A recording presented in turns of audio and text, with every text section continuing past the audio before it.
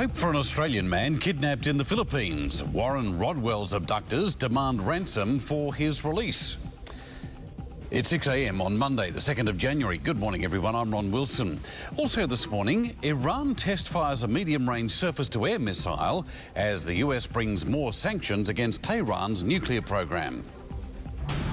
Residents in Los Angeles on edge as a suspected serial arsonist attacks homes and cars. In sport, cricket royalty mingles with the Prime Minister as Australia and India prepare for the second test in Sydney.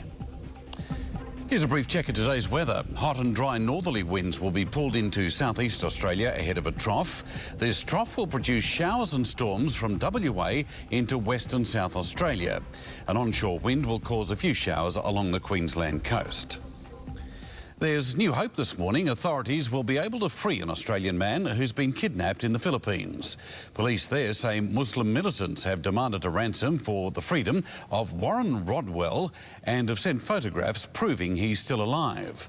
The 53-year-old was abducted by 6 gunmen in early December and bloodstains were found at his coastal home. Police say the kidnappers sent 4 pictures of Rodwell to his wife and demanded an initial ransom of nearly $23,000. Molly Meldrum is recovering after more surgery yesterday. David Warner and Ed Cowan will open the batting against India.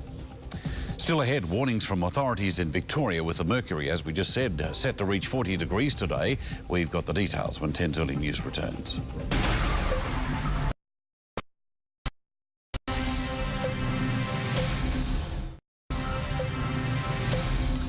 You're watching the early news on 10.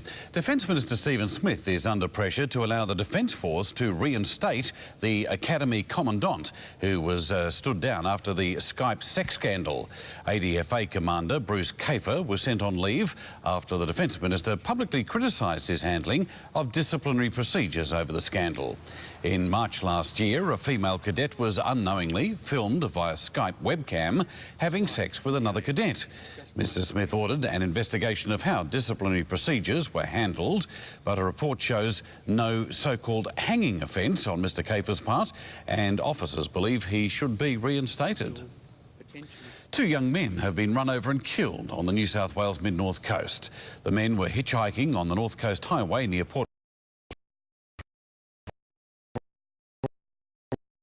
released without charge.